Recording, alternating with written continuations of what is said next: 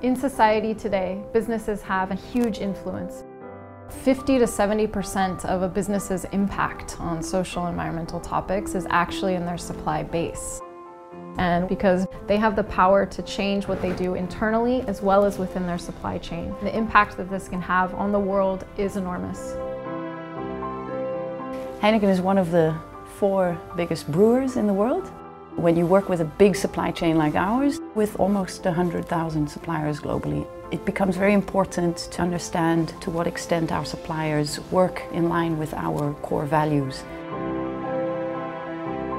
We do business in international markets in South America, in Central America, in Europe, in Asia. And so in all those different markets you have different regulations. And that proved a huge challenge for us. Very quickly EcoVadis rose to the top because the focus for their platform was not just on risk and compliance, but also on adding value. The mission of EcoVadis is to improve sustainable business practices of companies worldwide. The way that we do that is by leveraging on the global supply chains.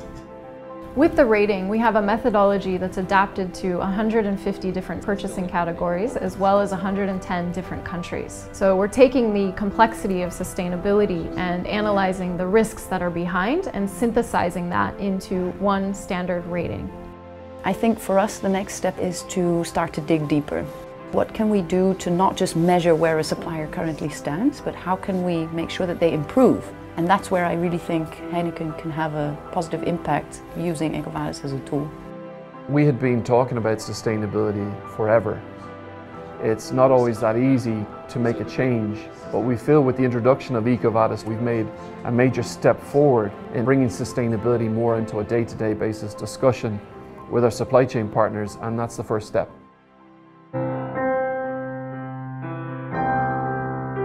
Once companies realize that their bottom line can be stronger by respecting environmental and social practices, this is the tipping point and change that we're looking for. With rising global populations and climate change, there's going to be a huge constraint on certain resources. We want to be in a position that we can thrive in the next 50 or 100 years.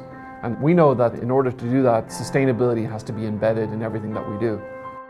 If the level of maturity of small-medium enterprise in developing countries increases, then we can contribute to the development of a more solid middle class and to lift people out of the worst forms of poverty where they currently are.